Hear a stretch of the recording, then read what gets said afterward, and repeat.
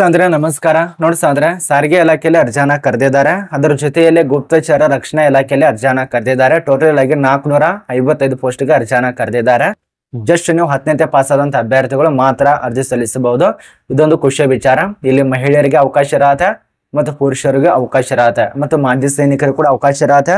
SC ST ವರ್ಗದವ್ರಿಗೆ ಅವಕಾಶ ಇರತ್ತೆ. ಅದ್ರ ಬಳಿಕ ನೀವೇನಾದ್ರೂ EWS ಕ್ಯಾಟಗರಿಗೆ ಸೇರಿತ್ತಂದ್ರೆ ನಿಮಗೂ ಅವಕಾಶ ಇರತ್ತೆ. ಅದ ನಂತರ ಇಲ್ಲಿ ಇನ್ನೊಂದು OBC ಅಭ್ಯರ್ಥಿಗಳು ಕೂಡ ಅವಕಾಶ ಇರತ್ತೆ. ಇಲ್ಲಿ ಇನ್ನೊಂದು ಗುಡ್ ನ್ಯೂಸ್ ಏನಪ್ಪಾ ಅಂದ್ರೆ ಆಫ್ಲೈನ್ ಅಲ್ಲಿ ಅರ್ಜಿ ಸಲ್ಲಿಸಬಹುದು ಮತ್ತು ಆನ್ಲೈನ್ ಅಲ್ಲಿ ಅರ್ಜಿ ಸಲ್ಲಿಸಬಹುದು. ಎರಡು ಪ್ರಕಾರವಾಗಿ ನಿಮಗೆ ಅವಕಾಶ ಕೊಟ್ಟಿದ್ದಾರೆ. ಇದ್ರ ಬಗ್ಗೆ ತಿಳಿಸ್ಕೊಡ್ತೇನೆ ಹೆಂಗೆ ಏನು ಅಂತ ಅಂತೇಳಿ. ಪ್ರತಿಯೊಬ್ಬರು ವಿಡಿಯೋ ಕೊನೆತನಕ ನೋಡಿ ಸಂಪೂರ್ಣ ಮಾಹಿತಿ ಅರ್ಥ ಆಗತ್ತೆ. ಮತ್ತೆ ಕೆಟ್ಟ ಕಮೆಂಟ್ ಹಾಕೋರು ಎಷ್ಟು ಬೇಕಾದ್ರೂ ಹಾಕಿ, ಅದಕ್ಕೆ ನಾನು ರಿಪ್ಲೈ ಒಂದನ್ನ ಕೊಡ್ತೇನೆ. ನಿಮ್ಮ ಒಂದು ಮನಿ ಬಾಗಿಲ್ ತನಕ ಲೆಟರ್ ಅಂತೂ ಬಂದೇ ಬರತ್ತೆ. ನೋಡಿ ಸಾಂದ್ರ ಇದಕ್ಕೆ ಸಂಬಂಧಪಟ್ಟಂತೆ ಒಂದೊಂದು ತಿಳಿಸ್ಕೊಡ್ಬೇಕಂದ್ರೆ ಮತ್ತು ಒಂದು ಚಿಕ್ಕ ರಿಕ್ವೆಸ್ಟ್, ಈ ಒಂದು ಚಾನಲ್ ನಾನು ಸಬ್ಸ್ಕ್ರೈಬ್ ಮಾಡಿಲ್ಲ, ಹೊಸದಾಗಿ ನೋಡಾತಿರಲ್ಲ ಸಬ್ಸ್ಕ್ರೈಬ್ ಮಾಡ್ಕೊಳ್ಳಿ. ತುಂಬಾ ಜನ ಅನ್ಕೊಂಡಿರಬಹುದು ಕೆಟ್ಟ ಕಮೆಂಟ್ ಹಾಕಿದ್ರೆ ಹಿಂಗೇನೇ ಗೊತ್ತೇ ಆಗಲ್ಲ ಅಂತೇಳಿ. ನೋಡಿ, ನಿಮಗೆ ಕೆಟ್ಟ ಕಮೆಂಟ್ ಏನು ಹಾಕಿರ್ತಾರಲ್ಲ ಅದು ID ಇರತ್ತಲ್ಲ ಅಕೌಂಟ್, ಆ ಒಂದು ಅಕೌಂಟಿಗೆ ಇಮೇಲ್ ಅಲ್ಲಿ ಲಿಂಕ್ ಆಗಿರತ್ತೆ. ಇಮೇಲ್ ID ಇದ್ರೇನೆ ನಿಮ್ಗೆ ಕ್ರಿಯೇಟ್ ಮಾಡೋದಕ್ಕೆ ಅವಕಾಶ, ಇಲ್ಲ ಅಂದ್ರೆ ಇಲ್ಲ. ಆ ಒಂದು ಇಮೇಲ್ ಅಲ್ಲಿ ಲಿಂಕ್ ಆಗಿರತ್ತೆ, ಅದಕ್ಕೆ ನಿಮ್ಮ ಒಂದು ಮೊಬೈಲ್ ನಂಬರ್ ಲಿಂಕ್ ಆಗಿರತ್ತೆ. ಆ ಒಂದು ಮೊಬೈಲ್ ನಂಬರ್ ಏನಾದ್ರು ಸಿಕ್ತಂದ್ರೆ ನಿಮ್ಗೆ ಖಂದಾನೆ ಸಿಗತ್ತೆ. ಅರ್ಥ ಮಾಡ್ಕೊಳ್ಳಿ. ಕೆಟ್ಟ ಕಮೆಂಟ್ ಹಾಕ್ಬೇಕಂದ್ರೆ ಕೂಡ ವಿಚಾರ ಮಾಡಿ. ಎಲ್ಲ ತಿಳಿಸ್ಕೊಟ್ರು ಕೂಡ ಕಮೆಂಟ್ ಹಾಕ್ತಿರಲ್ಲ. ನಾಚಿಕೆ ಮಾನ ಮರ್ಯಾದೆ ಏನೂ ಇಲ್ಲ ನಿಮಗೆ, ಮೂರು ಬಿಟ್ಟ ನಿಂತಿದ್ದೀರ. ನೋಡಿ, ನಿಮಗೆ ನೋಡು ಅನಿಸ್ತಂದ್ರೆ ನೋಡಿ, ಇಲ್ಲ ಅಂದ್ರೆ ಬಿಟ್ಟು ಹೋಗ್ಬಿಡಿ. ನಿಮ್ಗೆ ಏನು ಇಲ್ಲ, ಸ್ಕಿಪ್ ಮಾಡ್ಕೊಂಡು ಹೋಗ್ಬೋದು. ಪಾಪ ಕಷ್ಟಪಟ್ಟು ವಿದ್ಯಾರ್ಥಿಗಳು ಓದ್ತಿರ್ತಾರೆ, ಅಂತವ್ರಿಗೆ ಅದು ಹೆಲ್ಪ್ ಆಗತ್ತೆ. ಅದನ್ನ ಬಿಟ್ಟು ನಿಮ್ಮಂತ ಫಾಲ್ತು ಮಂದಿ ನನಗನ್ಸೋ ಮಟ್ಟಿಗೆ ಕೆಲವು ಜನ 4 ಫೇಕ್ ಐಡಿಯಾನ ತಯಾರು ಮಾಡ್ಕೊಂಡು ಆ ರೀತಿಯ ಕಮೆಂಟ್ ಮಾಡ್ತಿದಾರೆ ಅಂತ ನನಗನ್ನಿಸ್ತಾ ಇದೆ. ಯಾಕಂದ್ರೆ ಆಗಲ್ದವರು ತುಂಬಾ ಜನ ಇದ್ದಾರೆ, ನೋಡ್ಬೇಕು.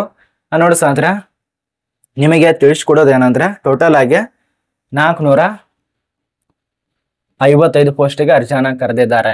ಇದು ಎಲ್ಲಿ ಖಾಲಿ ಇದೆ ಅಂದ್ರೆ IB ನೇಮಕಾತಿ ಆಗಿರತ್ತೆ. ಅಂದ್ರೆ ರಕ್ಷಣಾ ಇಲಾಖೆಯಲ್ಲಿ, ಗುಪ್ತಚರ ರಕ್ಷಣಾ ಇಲಾಖೆಯಲ್ಲಿ ಸಾರಿಗೆ ಇಲಾಖೆ ಅಂತ ಕರೀತಾರೆ. ಆ ಒಂದು ಇಲಾಖೆಯಲ್ಲಿ ಅಪ್ಲಿಕೇಶನ್ ಕರೆದಿದ್ದಾರೆ. ಇಲ್ಲಿ ಯಾವ್ದು ಪೋಸ್ಟ್ ಇದೆ ಅಂದ್ರೆ ನಿಮ್ಗೆ ಗೊತ್ತಿರುವಂತೆ ಈಗಾಗಲೇ ಭದ್ರತಾ ಸಹಾಯಕ ಅಂತೇಳಿ. ಈ ಒಂದು ಭದ್ರತಾ ಸಹಾಯಕ ಮೋಟಾರ್ ಸಾರಿಗೆ ಸಂಸ್ಥೆಯಲ್ಲಿ ಅರ್ಜಿ ಕರೆದಿದ್ದಾರೆ.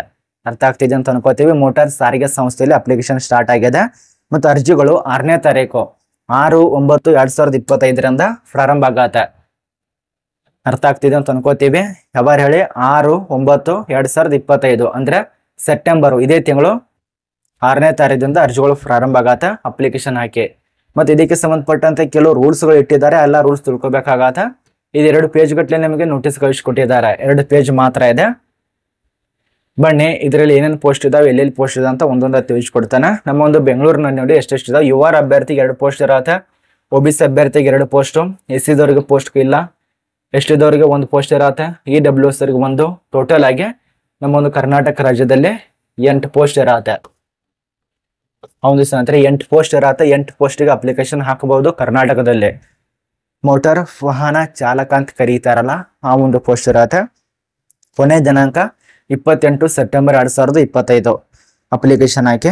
ಆಯ್ಕೆ ವಿಧಾನದಲ್ಲಿ ನಿಮಗೆ ಆನ್ಲೈನ್ ಪರೀಕ್ಷೆ ಇಟ್ಟಿದ್ದಾರೆ. ಮೋಟಾರ್ ವೆಹಿಕಲ್ ಇರತ್ತಲ್ಲ ಅದರದ್ದು ಚಾಲನಾ ಪರೀಕ್ಷೆ ಇರತ್ತೆ, ಸಂದರ್ಶನ ಇರತ್ತೆ, ಆನ್ಲೈನ್ ಪರೀಕ್ಷೆ ಇರತ್ತೆ ಮತ್ತು ವೈದ್ಯಕೀಯ ಪರೀಕ್ಷೆ ಕೂಡ ನಡೆಸ್ತಾರೆ.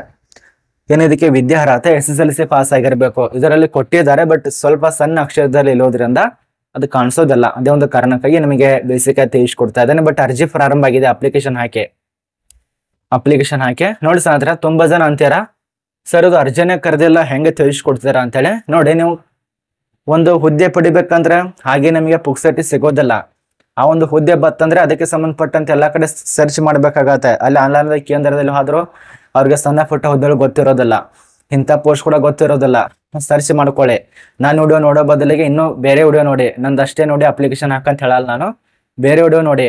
ಈಗ ನಂದು ಇದು ಸರ್ಚ್ ಇದೆಯಲ್ಲ, ಇದ್ಯಾವುದು ಗುಪ್ತಚರ ರಕ್ಷಣಾ ಇಲಾಖೆ ಅಂತ ಹೇಳಿ, ರಕ್ಷಣಾ ಇಲಾಖೆ 455 ಪೋಸ್ಟ್ ಇದೆಲ್ಲ, ಆ ಒಂದು 455 ಗುಪ್ತಚರ ರಕ್ಷಣಾ ಇಲಾಖೆ ನೇಮಕಾತಿ ಅಂತ ಸರ್ಚ್ ಮಾಡಿ. ಯೂಟ್ಯೂಬ್ ನಲ್ಲಿ, ಗೂಗಲ್ ನಲ್ಲಿ ಹಲವಾರು ವಿಡಿಯೋ ಬರತ್ತೆ. ರೀಸೆಂಟ್ ಆಗಿರುವಂತ 1 ಡೇಸ್ ಮುಂಚಿತವಾಗಿ ಯಾರ್ಯಾರು ಬಿಟ್ಟಿದಾರಲ್ಲ, ಆ ಒಂದು ವಿಡಿಯೋನ ನಿಮಗೆ ಸಂಪೂರ್ಣ ಮಾಹಿತಿ ಅರ್ಥ ಆಗತ್ತೆ.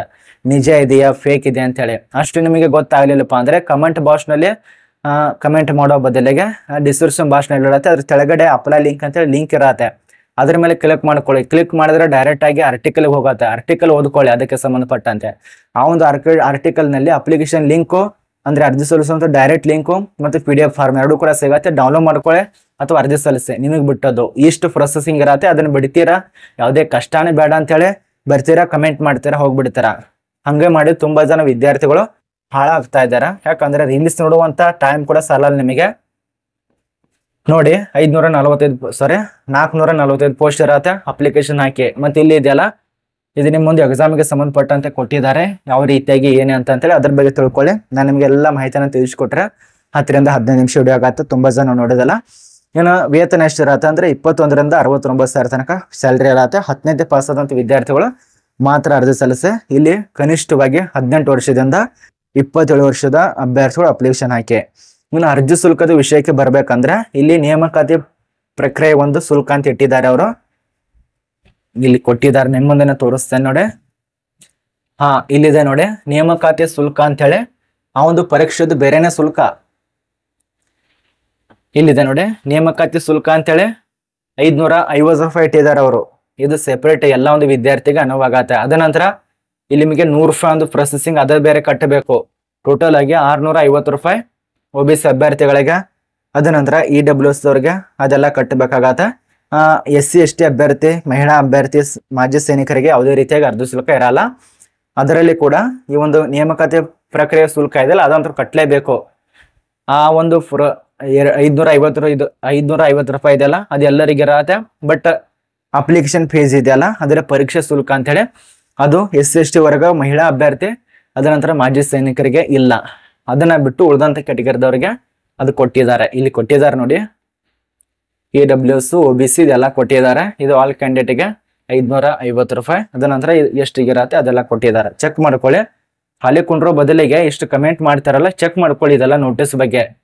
ಕೆಲವು ಜನರಿಗೆ ನೋಟಿಸ್ ಬೇಡ, ನಮ್ಗೆ ಡೈರೆಕ್ಟ್ ಆಗಿ ಹುದ್ದೆ ಬೇಕಂತ ಅನ್ನೋರಿಗೆ ಅದು ಗೊತ್ತಾಗಲ್ಲ. ಆದ ಕಾರಣ ಎಲ್ಲ ತಿಳ್ಕೊಳ್ಳಿ. ಮತ್ತು ವಯೋಮಿತಿ ಇಲ್ಲಿ ಕೊಟ್ಟಿದ್ದಾರೆ ನೋಡಿ, 18 ರಿಂದ 27 ವರ್ಷ.